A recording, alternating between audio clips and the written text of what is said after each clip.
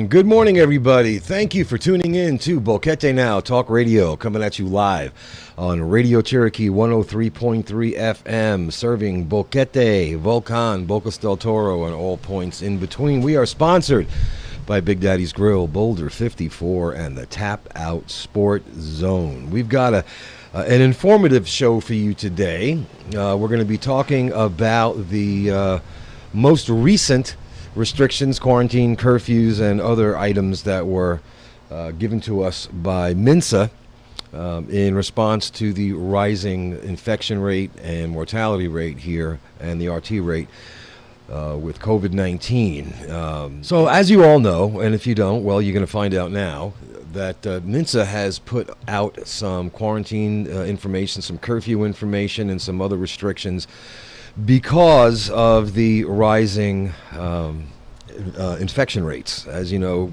from what they've been putting out, maybe you've been following the information I've been putting out, that our situation here is getting, let's just say it's not ideal. It is getting worse. And they put out several different press releases, and I've kind of combined them into one here. And I want to start off by letting you know their reasoning behind this and some of their considerations.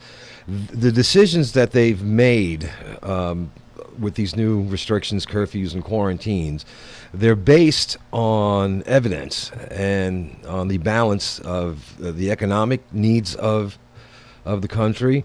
There are social and health aspects applied to this, and also, their observations and their analysis of the information as it comes in from the various sources that they get their information from. Some of their considerations include the health checkpoints. They were lifted, as we know, in Panama and city in Panama West. I think it's West, Panama West, yeah. So that resulted in the mobilization to other provinces from those areas. And as you know, Panama and Panama West were pretty badly impacted by this. A majority of the cases and the mortalities and the other problems associated with this were concentrated in the city. Well, it's a city, you're going to expect that. However, when they lifted the mobility restrictions between the provinces, infections were carried out into the interior, and they've obviously, made it to this side of the country in Cherokee. And problem happened with this mobilization. All right, the national highways were opened up. People were traveling freely, and it was nice. Of course, obviously, we were real glad to get through with the lockdown, as it were. Problems started happening around Mother's Day, and shortly after Mother's Day, with 3-4 days after Mother's Day, the contagion curve rose really, really sharp, and that was the beginning of the observations, and it was the beginning of the recording of the information that led to these new restrictions. Even though they were prohibited,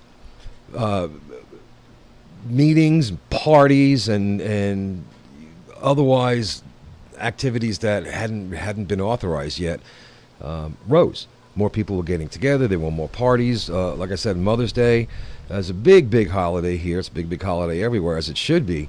But that's pretty much started I guess you would call the entrance into what the WHO calls phase 4 of a contagion. And that represents community transmission with the significantly accelerated transmission phase.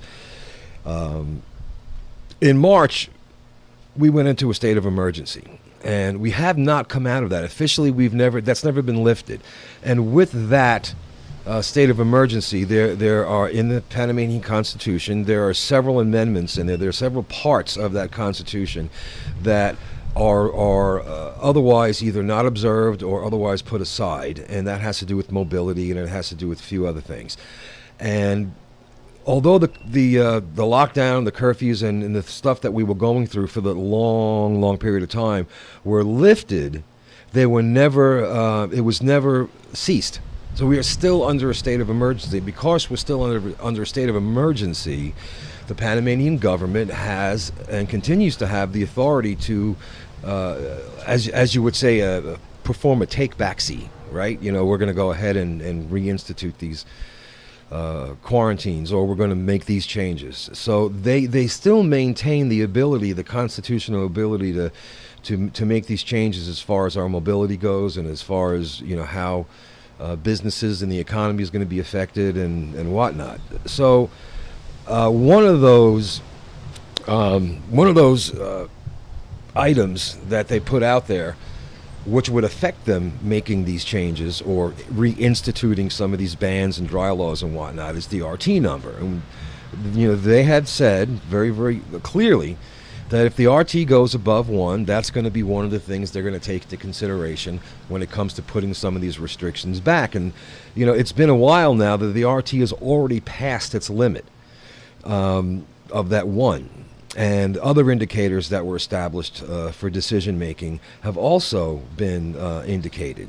The lethality, right? The availability of hospital beds in the wards and in the hotels. The availability of beds in intensive care.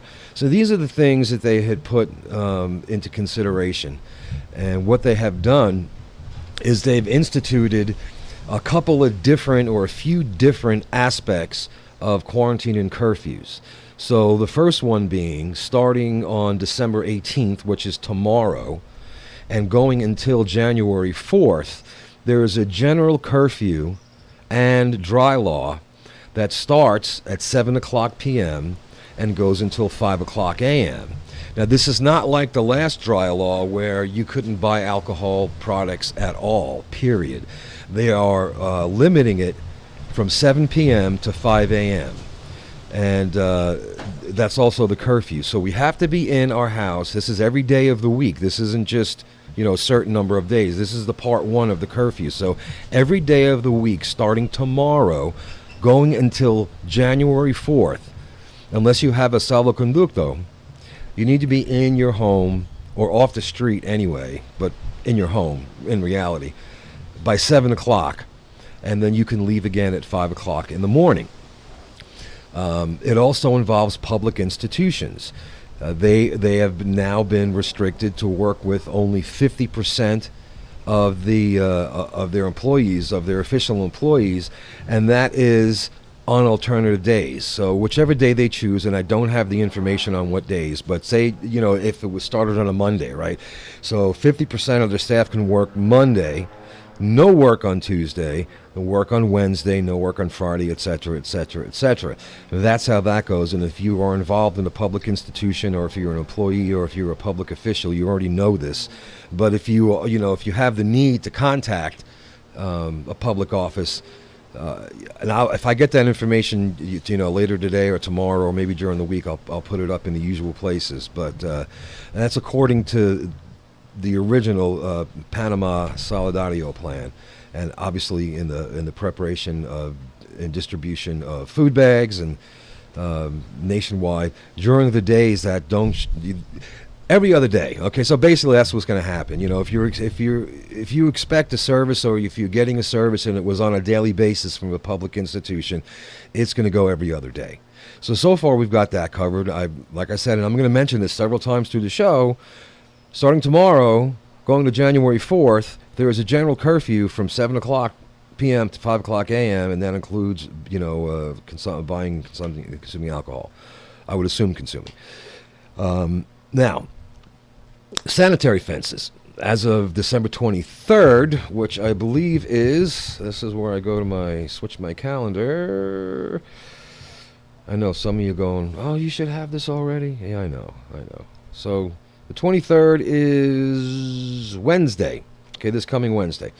So as of this coming Wednesday, from 5 o'clock a.m., that's 5 o'clock in the morning, until the following Monday at 5 o'clock in the morning, there are going to be sanitary fences in place at La Pesa de la Correa, Divisa, La Villa, Chagres, I'm not sure how to pronounce that, Vigui, and some other places. And those are primarily to keep to keep the people that are in the city area, in the Panama City area, Panama City West, there. As we have already told you, that has been a major source of the rise in the infection cases and a rise in the RT in the interior and out here in the provinces on this side of the country. So the second part of it involves the holidays, and this is where I think has been a source of some confusion, because this is not like instead of, this is in addition to the general quarantine from 7 p.m. to 5 a.m. from the 18th to the 4th. And this involves Christmas and New Year's. So from Friday, December 25th, that's Christmas Day, starting at 7 p.m. This does not start Christmas Eve. This starts Christmas Day at 7 p.m. until Monday, December 28th at 5 a.m. Excuse me, there is a total quarantine. That means you are in your house Christmas Day at 7 p.m. and you don't leave your house until 5 o'clock the following Monday morning. So basically, 7 a.m. to 5 p.m., Monday, Tuesday, Wednesday, Thursday, Friday, 7 p.m. You don't go out Saturday morning or the 26th at 5 a.m. You're in from 7 p.m. on the 25th until December 28th at 5 a.m. Similarly, for the New Year's holiday, and yes, I know this may not make much sense, and I haven't really heard from anyone, from any officials, as to why they did this, but the total quarantine starts on New Year's Day, January 1st at 7 p.m. until Monday the 4th at 5 a.m. Now, we know that a lot of the parties and a lot of the get-togethers and a lot of the agglomerations are on New Year's Eve, which is December 31st. So I'm not really 100% sure if this is just something that got away from them. They were just looking at a calendar or what. But as of now, it stands at 7 p.m. on January 1st. Be prepared that they might make a change in that. They might make an amendment to that to start at 7 p.m. on December 31st. Again, that has not been released. All right, that is not official information. The official information is January 1st at 7 p.m. But it's my understanding that a lot of people have been contacting Minsa and asking them, why are you not protecting us from New Year's Eve parties? So that might be something you might want to keep an eye on. Or if you are trying to plan something, for New Year's Eve, please, I hope you're doing it according to, what's allowed, which actually is nothing, because that stuff has not been approved. But just for the sake of your own peace of mind, be prepared for a change in that. And it may never come. It may never come, but you never know. Things change on an hourly basis here. The process of things like construction and authorization of public works that are strategic for the health emergency, like city health departments and the ITSC, all that's going to be maintained, and anyone who works in those fields are excluded from all of this, because these are essential services. Health departments, essential, right? Public works are essential. Landslides, road construction, rights, passageways, and the infrastructure. Obviously, if there's a problem on the road, they're not going to take a day off. They'll be out there fixing it, and that also includes, water line systems and power grid and whatnot. Those industries and the people who work will be available as 24/7. Now, the last part, and there has been some confusion about the beaches and the rivers and swimming pools and blah, blah, blah, because one of the initial reports that came out had the incorrect date. And I've gotten a lot of messages about this. So this is the latest official information from Minsa, okay, regarding the beaches, rivers, swimming pools, public spas, and social areas. These are prohibited from December 23rd, which I think I said is Wednesday, to January 4th, not the 18th. Initially, it was put out, it was the 18th, which is tomorrow. That's not correct. The correct information, as far as the last piece of information that I have from the Panamanian government is December 23rd to January 4th, which means no, you cannot go to the beach, you can't go to the river, your favorite swimming hole, swimming pools, and this also covers if you live out in the city, or if you're listening from David, where they have apartment buildings in Bocas del Toro. I know we reach out sometimes to Santiago, and of course, via the internet, all over the place. So if you live in an apartment complex that's got a courtyard, or it's got an apartment complex swimming pool or a weight room or something like that, that also is on the prohibited list. So you got that, and you've got, so they call those social areas, but we know what they are, right? Public spas, gyms, swimming pools, rivers, and beaches. From December 23rd to January 4th, it's no bueno, okay? You can't go there. And they specifically singled out the social areas in apartment buildings because there was a lot of confusion to that. And the last time they had a lockdown, people were unsure of whether the facilities that are provided by some of these high-rise apartment buildings, or apartment buildings in general, well, that is considered private property, so it's part of my building, so I should be able to go there. And there was a lot of contention among that, so they made sure that they got that squared away this time. So if you live in an apartment building and there's a weight room and there's a pool and whatnot, that counts as part of the restricted areas. Okay, so and also neighborhood facilities, obviously, public parks, public pools, and whatnot. And that is directly as a result of resolution number 1386, which was from December 11th, last week, to where it is prohibited carrying out any activity that involves crowds in public, commercial places, or of any kind. So the next question obviously is going to be, well, what about work? There's a lot of people that work here, you still have to have meetings for work, and obviously, that's a very good question. So they specify that in the case of work meetings, there's a maximum of 10 people allowed, and they still have to comply with the biosafety protocols. Okay, so that means you have to wear a mask, stay 6 feet apart, 2 meters apart. Someone needs to be spraying the alcohol on your hands and taking your temperature. That hasn't changed, but there are a lot of businesses here, particularly service related businesses like real estate companies and whatnot. They still have to meet. You still have to do business, and the Panamanian government understands that you still have to do business. This is not a total shutdown of the economy. So they have made they've made a way for you to do that. So 10 people. Complying with the biosafety protocols. What about shopping? All right. Supermarkets can receive only one person per family, and I know it. I know it's kind of maybe you stand 6 feet behind your spouse and you go in separately, but it's not that hard to tell if you're in the grocery store with your husband or your wife.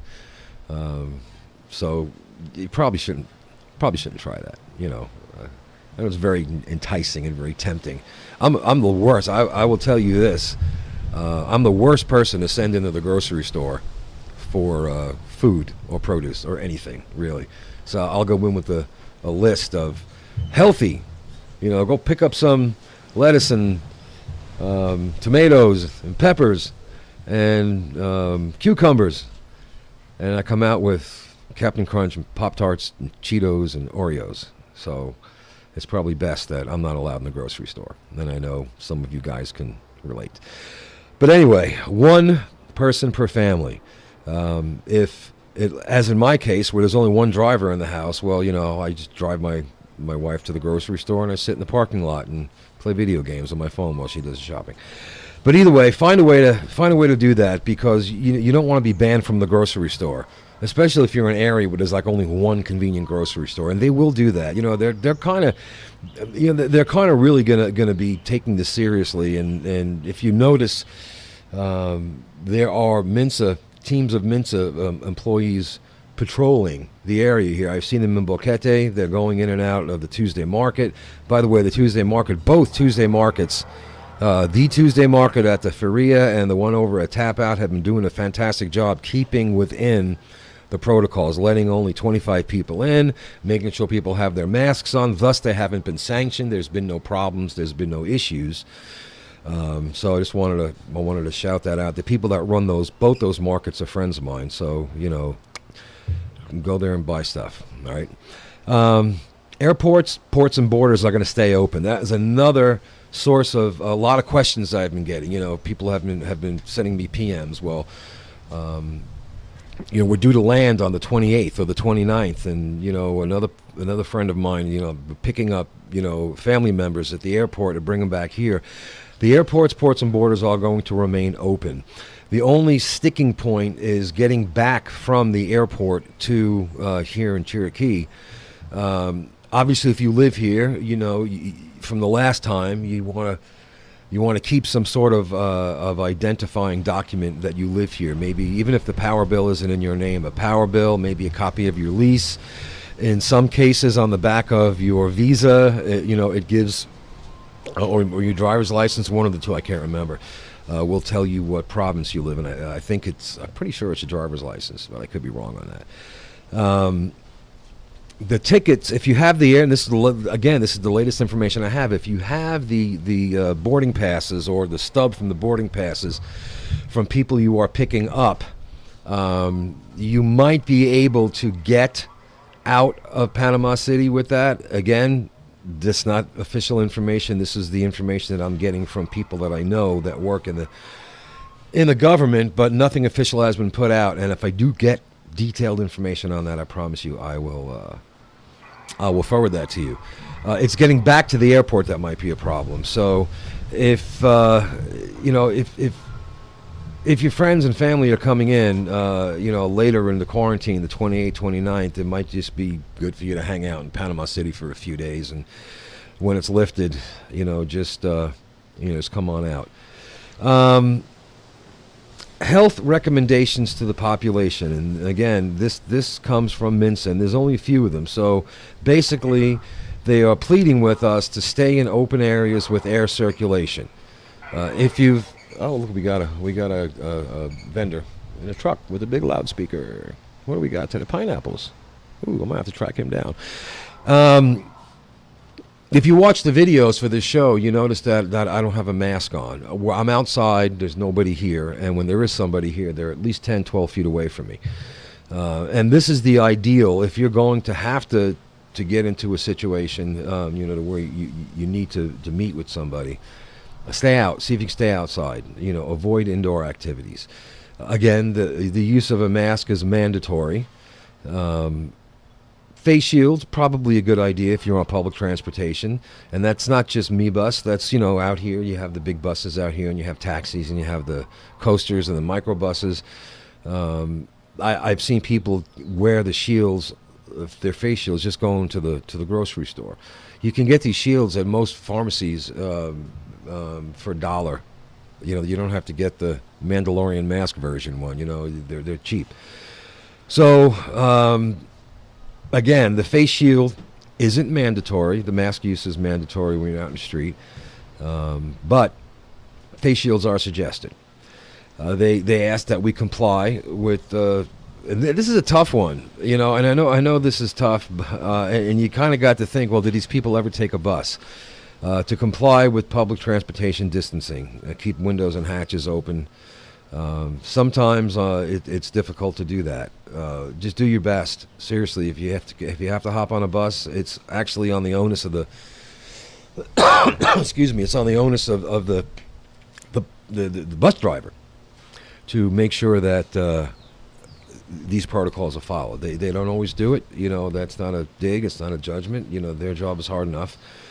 Trying to navigate without being distracted, but if you can possibly keep away from other people on the bus. I know it's easier on the bigger buses, but I've been on some of these coaster buses, and I've been on a lot of the mini buses, and it's not that easy. So try, okay? As far as food delivery, delivery from 7 p.m. the sale and delivery of liquor is excluded. Meaning, and I know this is kind of an ambiguous way to say this, after 7 o'clock, if you remember back what I talked about 10, 15 minutes ago, after 7 o'clock, there's no alcohol, okay, which means it can't be delivered either. So, get your booze before 7 o'clock and before Christmas Day, or before 7 o'clock Christmas Day, before 7 o'clock on New Year's Day. And offices and work areas must have air circulation. So these are the three major, and I hope, I know I've repeated myself a lot here, but I really need, I would really like for everyone to be clear on the three different types of curfews and quarantines that is out. So one more time real quick, and in a bullet point, all right?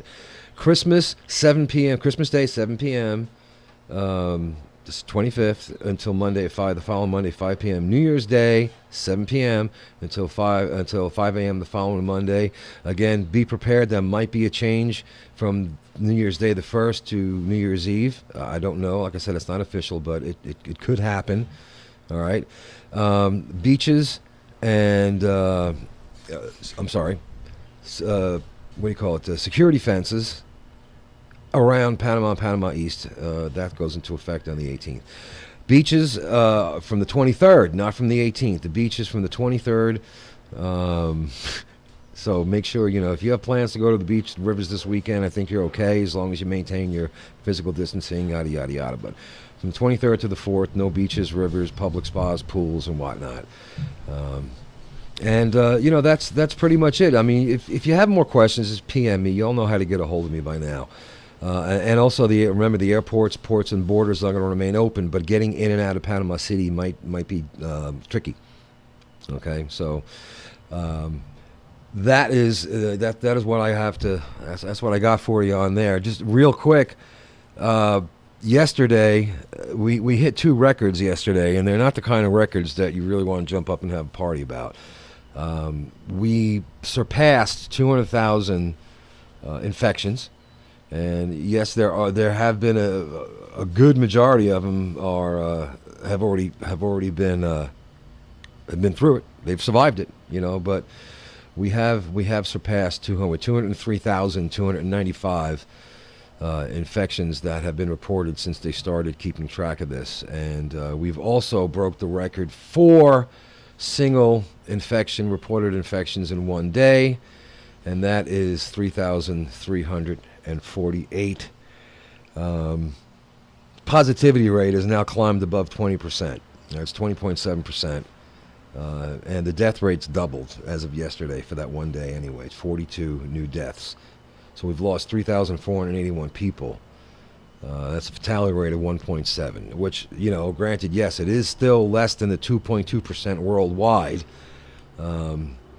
But it's still a terrible thing. So there are still 30,000 people in isolation, 29,000 people that are quarantined at home, and there are 744 in the hotels, 1,563 total in the hospital, 1,390 in hospital rooms, and there's 173 people in intensive care at the moment. So I know it's been, it's always tough when you read about, when you hear about, when you talk to people that that are not, that have this disease, that aren't asymptomatic, and it has been generally not affecting children. Generally children have been and if they do get infected, it's a very, very small amount, and there's very few fatalities, very few hospitalizations. But yesterday, TVN2 posted an article by Alejandro Reyes that warned us that there are increasing cases of children with COVID-19. And this is especially problematic because the vaccines, depending on Pfizer, is no one under 16, Moderna is no one under 17. And we're going to have Dr. Shannon call in here in a few minutes. I'll give you a cue, Doc, because this is not my wheelhouse. But I did want to let you know that children do become infected with COVID-19. And this past Thursday, yesterday, Raquel Rivera, is it Rivera? Rivera. She's the supervisor of the intensive care unit at the Pediatric Specialist Clinic in the Social Security Fund. Statistically, the percentage of children under 18 that are contracting COVID is going up. I think it's 141 to whereas there before that they were maybe 30 or 40, and there have been 5 deaths. And I know in the grand scheme of things it doesn't seem like a lot, but we know this virus is mutating. We've heard stories about they found new strains in the UK, and they find new strains here and there. But basically, the reason I brought that up was because you protect your kids, man. I've seen, I've been out and about, and I see parents walking around with their masks on, and the kids aren't. And I guess maybe that's a false sense of security because it's always kids don't get it, but kids do get it, and more kids are getting it. So just please protect the kids. Let's see if we can get Doc Shannon, Dr. Teur, Doctora Shannon Teur to call in. She hasn't the phone number. So I want to talk about some of this stuff with the vaccine, and I'm going to keep yapping on here until she gets through. In planning for the vaccine, for the Pfizer vaccine, which has to have really, really cold temperatures, Panama's we already have freezers to accommodate some 450,000 Pfizer vaccines. As you know, it's been approved, and the big thing was how to store it because it does take sub-zero, way sub-zero, like 70 below centigrade or Celsius, depending on what you want to call it, to store this vaccine. And so Panama is we're kind of ahead of the curve on this because we've already got the freezers. 4 of the freezers are at the Gorgas Memorial Institute. And also the drug deposit of the Social Security Fund located in Divisa, Herrera province. So we have the facilities to hold us. We've ordered them. They're on the way. People who are going to be getting vaccines, obviously, they're going to be in stages, and the people who they deem need it most are going to get it first. Healthcare workers are on that list. The infirmed, the disabled are on that list. Essential employees, and there hasn't really been a list per se, right? So this is, but they have said that these types of people are going to be getting this vaccine. It was approved. First was Pfizer was approved already. That was based on legal framework way back in October. And also way back in January. They knew this was coming. They knew that it was going to be vaccines. They got ahead of the curve by a long shot. Hey, Doc. Hey. Hey, I hear you talking about the vaccines over there. Yeah, I just basically started on it. I wanted to let everyone know that Panama's gotten ahead of the curve on this as far as Pfizer has made it very clear that when they do get this vaccine out, they want to make it available, and Panama has got enough freezer space now for 450,000 doses. That's between Gorgas and and that's awesome. Yeah, that's awesome. And they're having to do that with not just here, but they had to do it in the States too. They actually are going around and they're setting up special freezers to keep the Pfizer vaccine cold enough. Yeah, and it's because of that. The countries like Panama and the States and the UK, the ones that have already prepared, they're the ones that are like ahead of the list. It really doesn't have anything to do. I know people are like, all the rich countries are going to get it. Pfizer was releasing these vaccines based on, are you prepared to store it? Exactly, that's the most important thing because they want to get it out there. They want it done. And they want it out there. They want people vaccinated. And the most important thing for them is the cold storage. If they don't have the cold storage facilities to send it to, then there's no way to maintain the integrity of that vaccine.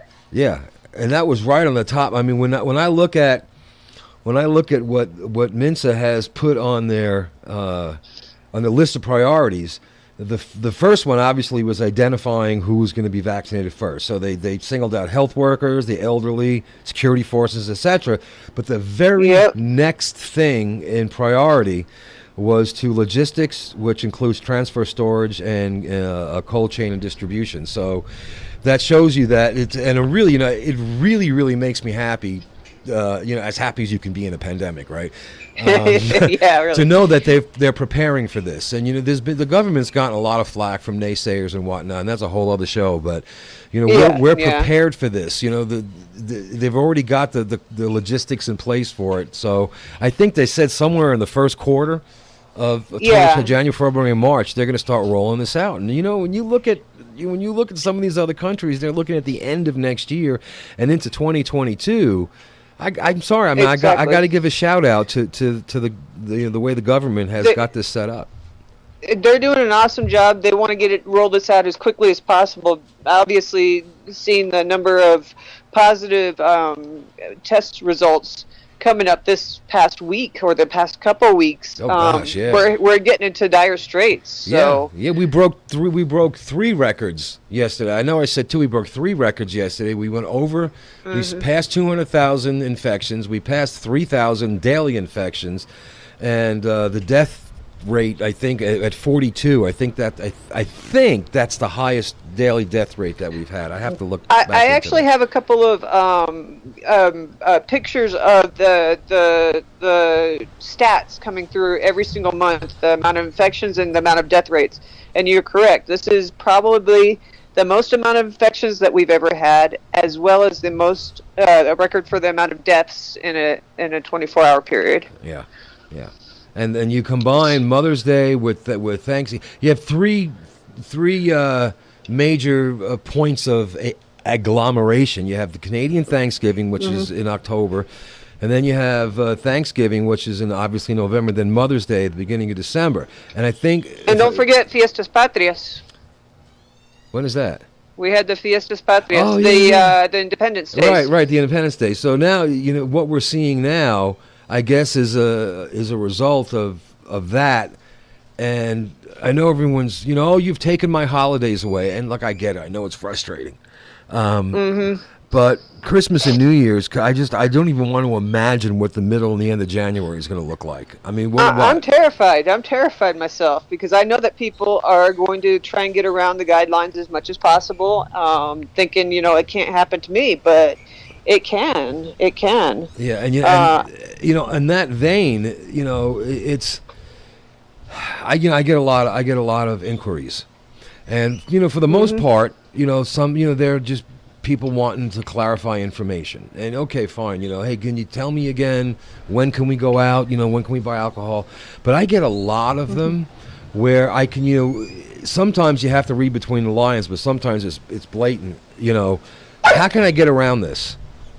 Right. How can I do what I want to do and not get caught? And right, exactly. And that's not the way that we should be looking at this. We should be looking at, hey, it's just a little bit longer. The vaccine is rolling out. We're waiting for the vaccine. Hang in there. You can do it. Nobody wants to spend their Christmas alone. Nobody wants to get stuck in their house, but it's just a little while longer. Hang in there. There's, the logistics. The logistics of this is it could be, it's a nightmare. It really is, and I've done a fair amount of logistics in other industries where there isn't a health emergency involved, but oh my gosh, you got to figure that. All right, you've got placement, right? Distribution, storage of the vaccines. That's a whole thing on of its own.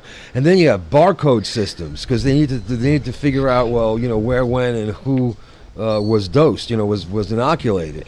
And they got to take all that information and put it into a database. Ooh, man.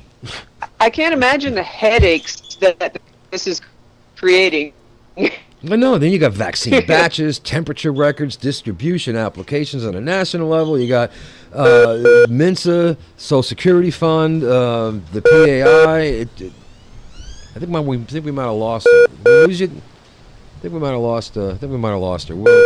Bolivar, our engineer, is working on this right now. But in that vein, like I was saying, until Dr. Teur comes back. Ah, there you are. You're back. We lost you for about a minute. Oh, there you are. I am. I know. It's terrible, the signal.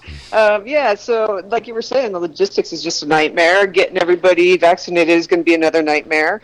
And, hopefully people will have a little bit more trust in the vaccine now that they've seen people like Mike Pence and his wife get the vaccine. Right, yeah. Yeah. The Surgeon General got the vaccine this morning, I believe. Yeah, well, one of the, and I know that, this is, it's particularly frustrating for those of us that are in the news business, and it's got to be 10 times more frustrating for people like yourself that are in the healthcare industry, just trying to combat a lot of this misinformation, about vaccines in general. I'm not talking about your rabid anti-vaxxers that are convinced Bill Gates is putting a RFDI microchip in the syringe and blah, blah, blah, but people who are generally... No, not the conspiracy theories. Right. You're right. It's just a general misinformation about everything. Yeah. And the general mistrust of the information coming out. Yeah, and especially, vaccines are a touchy subject, and you don't have to be an anti-vaxxer, to get to be susceptible to misinformation. There's just a lot of misinformation out there, and I know that, and I don't know what the percentages are here in Panama, but I know in the States that there won't be that herd immunity until 100 million people are vaccinated. Right. And they're talking about like 70%, something like that. Yeah, something like that. And that's 100 million of the people that obviously, when you look at the population of the United States, you go, that's 100 million isn't 70%, but they're discounting children, they're discounting people who just for whatever reason can't get it. There's certain people that can't. But 100 million people. So if you do the math, there's got to be probably maybe not counting the children and the people here, probably somewhere around 1.82 million, maybe around there. And around there, I would say you're right. Yeah. And there's a lot of people. I mean, I'm reading these stories where 50% of any given population is not willing to take the vaccine. Well, that's just not going to work. No, and it won't. And it doesn't matter that we've had so many infections, too, because those kind of infections, for some reason, are not giving long-term immunity necessarily. It especially depends on the amount of antibodies that your body formed during your infection and how severe the infection was. So, unfortunately, we found that the herd immunity requires that we vaccinate as well. Yeah, and the government here has maintained that, okay, even if the vaccines, are rolled out in January, even if it's a logistical miracle and they start vaccinating people in January, February, they've maintained that the biosecurity measures, the masks and the hand washing and the social distancing needs to go well into the middle of 2021. It may be even the entire 2021 they're talking about. So the hand washing, the masks, the distancing, yeah. Yeah, because they're worried about, and it's all got to do with these the reimposing of the restrictions. Right. Their point of view, from the information that I have, they're looking to try to find ways to counteract the resistance of not meeting in closed spaces without masks or not obeying until the vaccination is out there for a while. I mean, I know that Sucre, a lot of people criticize him the way he speaks, and but you know what, the guy has a clue. If you look at his background, he's a really good choice for being a minister of health. And when he looks at ways to try to be flexible, they knew that in an increase of cases, were going to come. They obviously they were aware of this is going to happen. And he said, well, he's looked at what other countries have done, so they were prepared for this. But the spanking that we're getting now, it shouldn't really be a surprise. I know we've talked No, about this, and we talked about, yeah, we're going to end up right. getting put on lockdown again. Yeah, because we were warned. We were warned. Don't get into groups. Don't go, form groups in public. Best not to go out to eat. Try and eat at home. Try and get takeout. But obviously, people are sick of being in quarantine, Yeah, and people want to take their chances. yeah, And this is what happened, unfortunately, and yeah. we were expecting it. Yeah, and the minister said, and I'm paraphrasing here, because I can't find it on my notes here, but I'm paraphrasing that, that we must find a way to lower or contain these numbers to give Panama time for the vaccine to arrive and to really get this Exactly. thing under control. Exactly.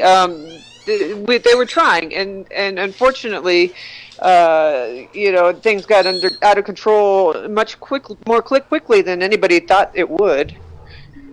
With all the different holidays we'd had, and with people traveling across provinces, that's what happens. Yeah, and that's those are the things that actually all of Minsa and all the way up to El Presidente. It's He had to quarantine. He had to get quarantined. It's like if they have to wait 3 months for the vaccine to get here and roll out, that means that we need to be prepared to be dealing with this pandemic for 6 months. If it takes 6 months, like you said, all of 2021, it's not going to go away quickly. It depends on how quickly we can get people vaccinated. And remember, it's a 2-part vaccination, Right. So it's 3 weeks apart.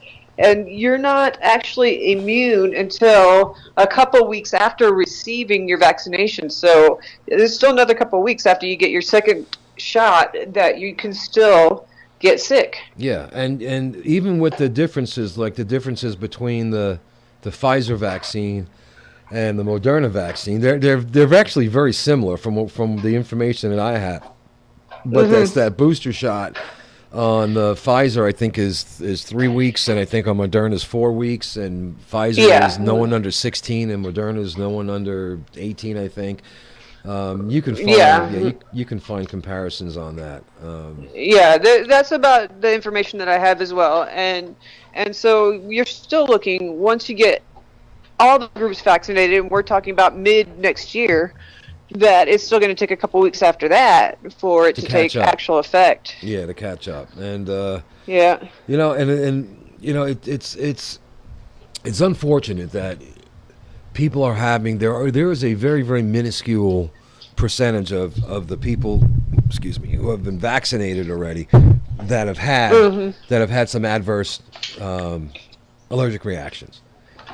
Just like with any other vaccination, it's correct. Not very severe, not very life-threatening. I guess it was like two people in Britain. Yeah, one person in Alaska. But some of the let's just say some of the less responsible media sources out there, they're focusing on this, and then they're throwing scare words in.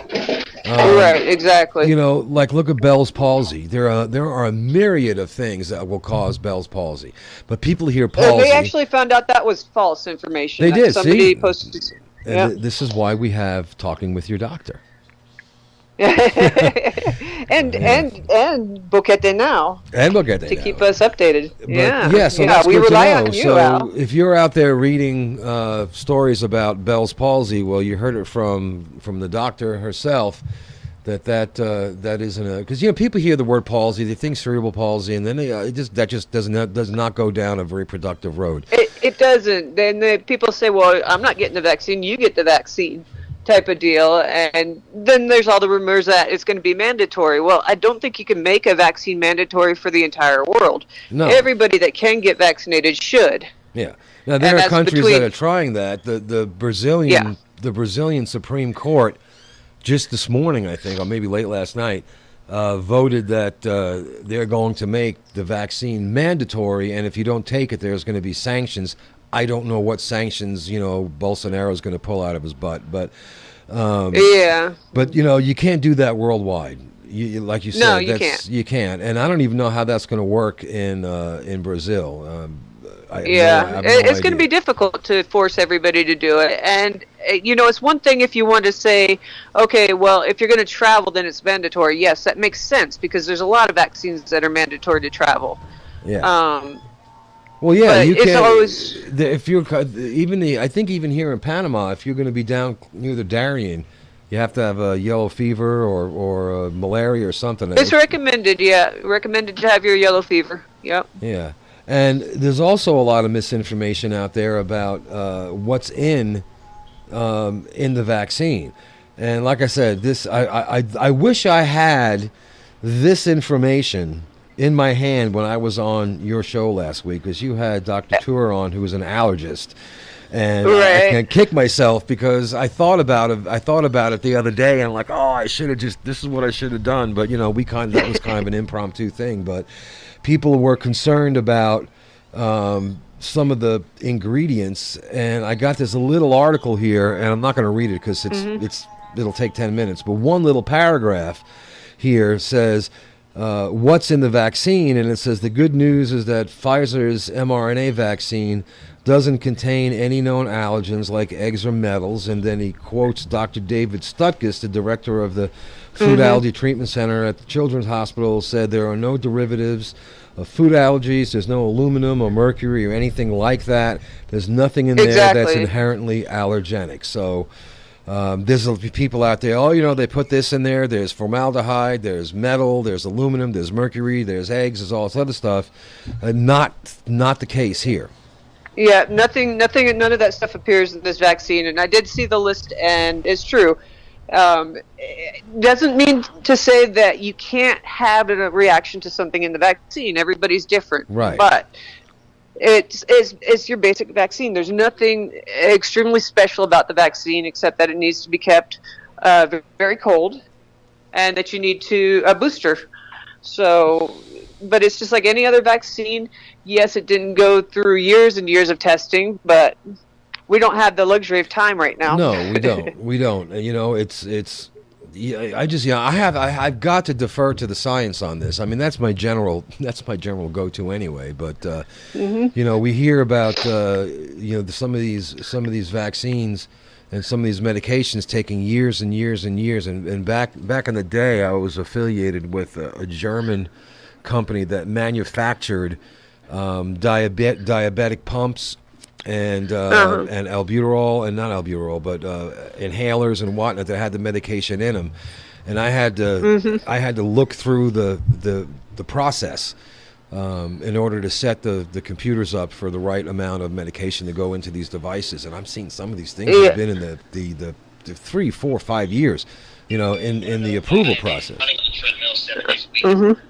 It's the information they collect is every single little reaction that somebody might have had.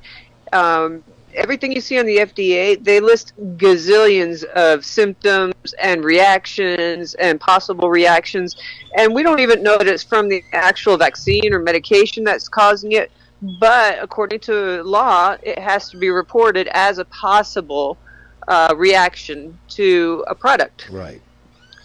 Well, so and a lot goes into testing these products before they're actually put out on the market. Yeah. Even in this case, it's been tested and retested, and many different types of groups of people. Yeah. So, well, when the vaccine comes out, please, everybody, just take it. I mean, I know I'm going to get a whole lot of feedback on that, but. We want to get back into our normal lives. Yeah, get the vaccine. We really do. We really do. I mean, I want to go eat at a restaurant again and not feel like I'm gonna have a dose of COVID with my steak. We really would like to have my friends over, go to see we all want to get past this, and we're not going to do it until we get to a certain base level of acceptable numbers and acceptable, and we're not going to do that without everyone's cooperation. Yeah, and it's not going to happen like a miracle with the vaccine. It's going to still take everybody wearing their mask, washing their hands, and staying away from big groups of people. Right, right. All right, we got about 5 minutes left, and I got to go over a couple things before we go. But Doc, thanks for calling in. Yeah, thank you for having me on. You're always a voice of reason when it comes to the health and safety of our community here, and you're a wonderful person. I appreciate all of the information that you put out there online and everything, and keep up the good work, and let me know when I can be of help. You got it. We'll talk to you later. All right, thanks. Bye. That was Dr. Shannon Teur. Most of you know her from Clinica, especially as I can't pronounce that. I'm so very sorry about that. I am guilty many times of murdering the Spanish language, although I am trying daily to learn. I did want to let everybody know, I know that some of you have been following the efforts of myself and minimally myself, but mainly, the 4 or 5 or 6 of us, 8 of us really, that have adopted the school, Escuela Estrella de los Valles up in Jaramillo, and we recently had an auction. 84 items, everything from food baskets to gift certificates to jewelry, were donated by businesses and private individuals in this community. And we had an auction at Boulder 54, and thank you again, Chris. I know you probably were real busy, you couldn't stop by, but Chris has been wonderful.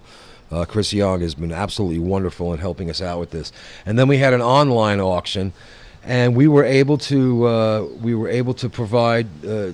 We had enough income, enough proceeds to feed every one of these 36 families, almost 140 children.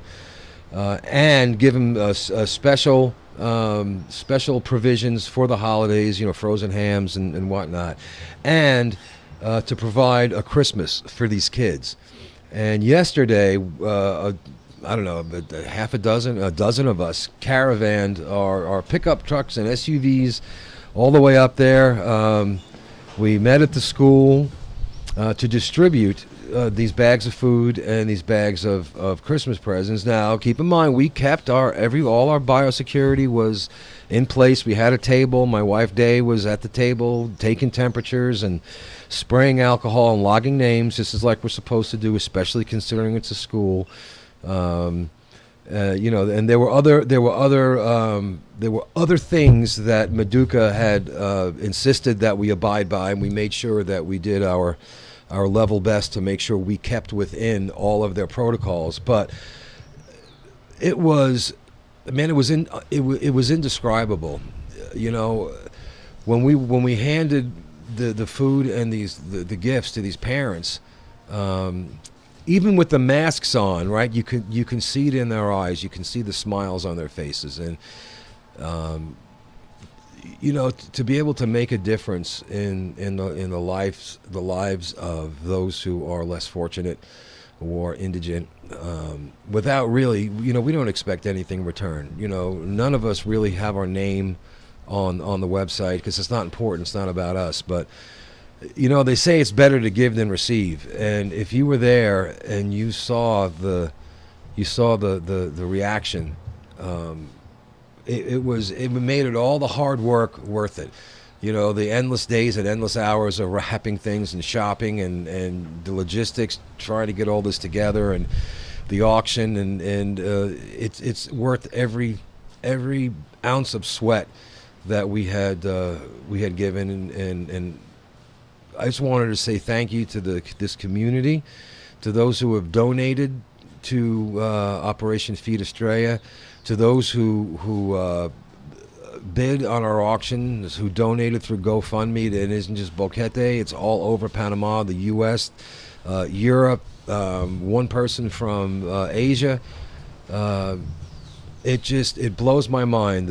Again, the unceasing spirit of generosity that this community has.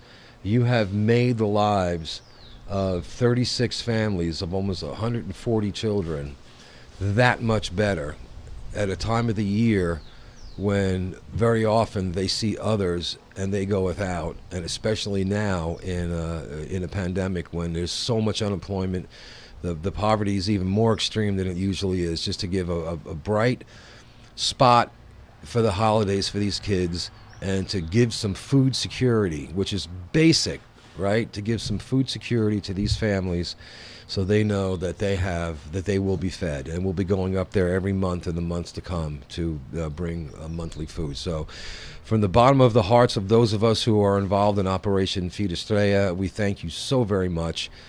We absolutely love and adore you, and you have made a difference in the lives of so many people in our community. Anyway, you've been listening to BoqueteNOW Talk Radio on Radio Cherokee 103.3 FM, sponsored by Big Daddy's Grill, Boulder 54, the Tap Out Sport Zone. And we will see you next week, and same time, same bat channel. In the meantime, thank you, Dr. Teur, for calling in. We appreciate your input. Y'all have a great day. Pasa buen día. Mi amigos, mi amigas, hermanos y hermanas. We'll see you next week.